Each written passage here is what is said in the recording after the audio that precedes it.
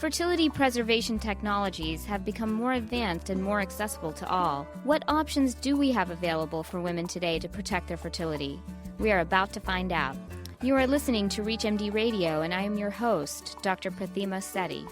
Joining me today is Dr. Naveed Khan, Reproductive Endocrinology and Infertility Specialist in Leesburg, Virginia. Dr. Khan practices with Shady Grove Fertility, the nation's largest fertility center, and is also a member of the American College of Obstetrics and Gynecology and the American Society of Reproductive Medicine. Dr. Khan is a recipient of many awards, including Washingtonian Magazine and Northern Virginia Magazine Top Doctors list. Welcome to ReachMD, Dr. Khan. It is a pleasure to have you here with us today to talk about fertility preservation. Thank you for having me on your show. It's my understanding that in the past, this has really been an area focused on saving the reproductive potential for cancer patients. But more recently, this has all changed. Can you speak briefly on the history of fertility preservation and where it is today for women? Sure, absolutely. So, cryopreservation, which is a method of freezing tissues and eggs, this has been around since the 1950s. It was about in the early 80s that eggs were first frozen, and in about 1986 was the first baby that was born from the use of frozen eggs. It's a very, very technology-driven field, and as the technology has improved and techniques have improved, the pregnancy rates have also improved over the past few decades. So what are some specific options for fertility preservation available for women today, as I believe there are several options available now? There's several options. Now, some are out there available right now to the general public, and there's some that are also right now research-based and possibly in the future will become more accessible. But in terms of what women can do right now, number one would be embryo freezing. This is where a woman undergoes an IVF cycle. She takes medications, which are injectables, and makes lots of eggs. And those eggs are then harvested during a procedure. Those eggs are then fertilized, and the embryos are grown and then essentially frozen for future use. Now, frozen embryos, they have a survival rate of about 95% in the future. So they do pretty well. They're very stable embryos, and they have a very good success rate. Somewhere in the range of around 50 to 60%, depending on the age of the woman. Now, this is a great option for women who have a partner, obviously, and this used to be the best option for women at one time. However, right now, because of a technology called vitrification, which is a new flash freezing technology, the pregnancy rates with frozen eggs have skyrocketed. So a woman undergoes an IVF cycle, she would like freezing embryos, stimulate, harvest the eggs, get the eggs, but then rather this time, we don't fertilize the eggs and we just freeze the eggs alone.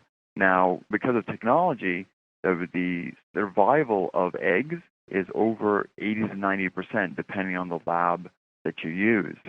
Not all labs are able to do egg freezing, but the ones that, like ours at Shady Grove Fertility, have about a 90% survival rate.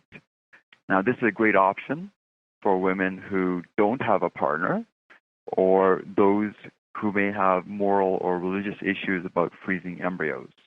So a third option is ovarian tissue freezing. Now, this technology is still in its infancy and really considered experimental at this time.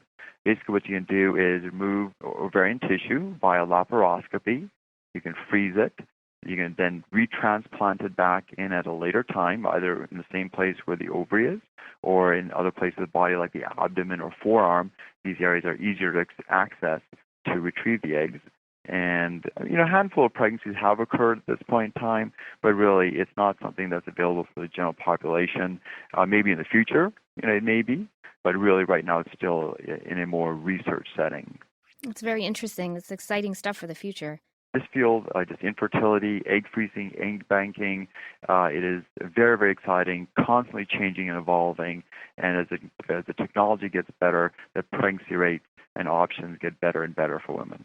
Dr. Khan, in your opinion, who do you think are the ideal candidates for fertility preservation in this manner? And as primary care providers, should we be offering this to our patients? Like anything, egg banking is not for everybody. Now, this is a good option for women who really want to have fertility in the future and they're not ready to have a pregnancy, let's say now. Those would be women who, let's say, you'd want to freeze their eggs if they're between the ages of 30 and 40. They're not in a relationship and not planning to have kids in the near future. Generally speaking, as a woman gets older, her fertility rate naturally declines, and this allows them to maintain the same pregnancy rate in the future as the pregnancy rate they would have at the time the eggs are frozen. Also, women who have a family history of premature ovarian failure or early menopause should consider that. Like anything, most of these conditions are genetically related. If a woman's mother goes through menopause at an earlier age, that may be a sign that she may undergo the same process, so she may want to consider freezing her eggs at an earlier age before it's too late. Of course, one of our biggest populations are, unfortunately, the women who are undergoing cancer treatment. Many different types of cancers, breast cancer. Unfortunately, we're seeing it more and more. Lymphomas and all those chemotherapeutic agents can be very, very harmful and toxic to the ovaries, and as a result, can definitely compromise pregnancy in the future. And of course, like we talked about before, people can have religious and ethical problems or concerns regarding having too many embryos made or freezing of embryos. So a great option also is those people who are doing just general IVF, and they are really good responders. They make lots of eggs. They can fertilize a small portion of the eggs, so that way they can fertilize all the embryos that are created and just simply save the eggs that they're not using for the future, so they don't have to undergo a whole fresh IVF cycle and waste all those eggs. And it's a great option for those people in that situation. And finally, the people, sometimes they start families later in life. So, as you get pregnant, deliver, are ready for your next child, that's almost 2 years later. And a woman can go from, 37, 38 to now 40, 41 by the time they're ready for the next child. And of course, a whole different ballgame at the age of 41 in terms of pregnancy rates compared to that in the mid to upper 30s. So with that known declining fertility that's going to occur in the future, it can be a good idea to freeze embryos ahead of time. And do you think that as primary care providers, we should be offering this to all our patients then? I think it should be offered to, or at least the knowledge should be aware that every woman has the option of doing it, especially if she's getting close to the age of 35. Knowledge is power, and the decline in fertility is very real. If a woman decides not to freeze, that's fine. That's her prerogative. But at least she should be educated, know what the options are, and she should decide whether it's right for her or not. If you are just tuning in, you are listening to ReachMD Radio. I am your host, Dr. Prathima Setty, and I'm speaking to Dr. Naveed Khan about fertility preservation. So, Dr. Khan, we were discussing the ideal candidate for this procedure. Can we discuss further what is the best age for someone to, so to speak, save their eggs? The natural decline in fertility starts, believe it or not, in the later 20s, but pregnancy rates stay pretty constant up until the age of 35. So that's when you start seeing the real clinical signs of dropping fertility, so after the age of 35. Then it gradually declines. Then after 37, that process becomes much more accelerated. And by the time you hit 40, there's a dramatic drop in pregnancy each year that you go from 40 to 41, 41 to 42. And by the time a woman hits the age of 45, actually the pregnancy rate is almost nearly zero. It's never zero. Of course, you always hear about those people that, beat the odds. But in all intents and purposes, it's extremely unlikely. So the best time to freeze eggs would be somewhere between the ages of 30 and 40. The reason why it wouldn't be less than 30 was, the eggs are high quality and still many years before the decline is going to really set in.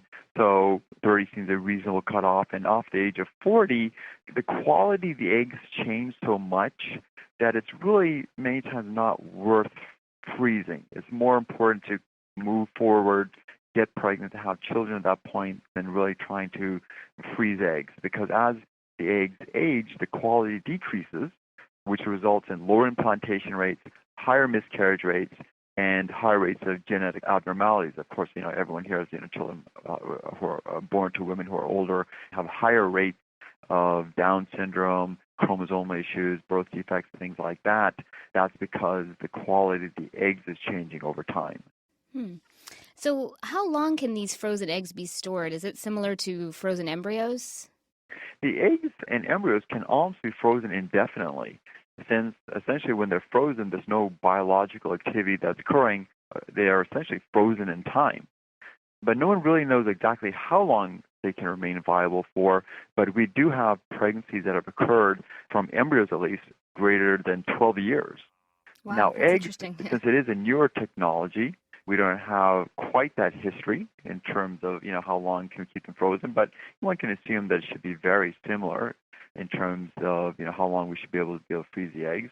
And the technology keeps on improving and making it possible for embryos and eggs frozen, more recently with the vitrification technology having much higher pregnancy rates compared to the old cryopreservation technology of the past.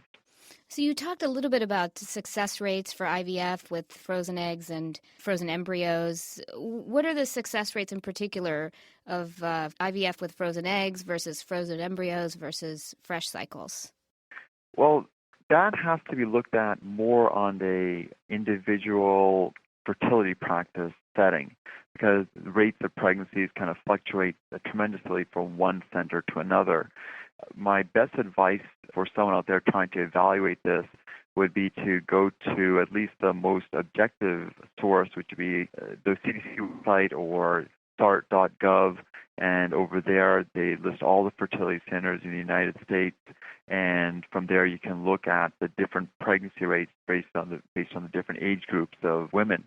Now, not every center is doing vitrification at this time, which is the better technique to freeze embryos and especially eggs. I can share with you data that we have at Shady Grove Fertility. As a leader in the field, we have done almost 100 egg banking cycles in just the past 2 years alone, and we have about a 90% egg survival rate and pregnancy rate over 55%. That's and impressive. just to kind of put this into context, that's almost the same pregnancy rates as a woman would get with undergoing a fresh IVF cycle. And the technology, once again, it's very, very revolutionary. Who knows what the next frontier is, but this egg freezing is very, very exciting. Yeah, definitely. It gives women a lot more options, too, especially if they don't have a partner or if they want to hold off fertility for personal reasons. Yes, and especially here in Washington, Baltimore, Philadelphia area, many women are choosing to having kids later in life. They're, busy with studies, with jobs, and as a result, childbearing is now being pushed off outside of the peak years of fertility, and more women are, beginning to start families off the age of 35. So if that's something that is a woman may be experiencing, she may want to freeze her eggs at a younger age.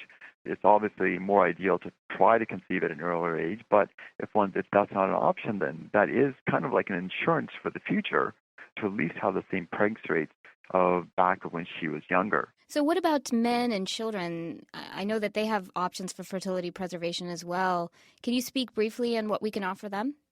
Sure. Men, it's pretty straightforward. They can simply freeze their sperm. It's relatively easy and simple. It's been done for over the past 40 years with great success. The sperm can be ejaculated, or if someone has a issue, can actually be just obtained from the epididymis or from the testicle itself and frozen, because all we really need is the DNA, and the sperm can be frozen almost indefinitely, just like the egg. Another method could be testicular freezing, and kind of like egg freezing, it's still in the experimental phases, so it's really not mainstream at this point in terms of being offered to the general population. And the idea of basically freezing it, thawing it, and reimplanting it, is an option that is being done in specific cases, especially in cases where a man may be undergoing chemotherapy and maybe basically eradicating any sort of normal testicular tissue. Now, pubertal children almost have the same options as adults in terms of, egg freezing, embryo freezing, and sperm freezing.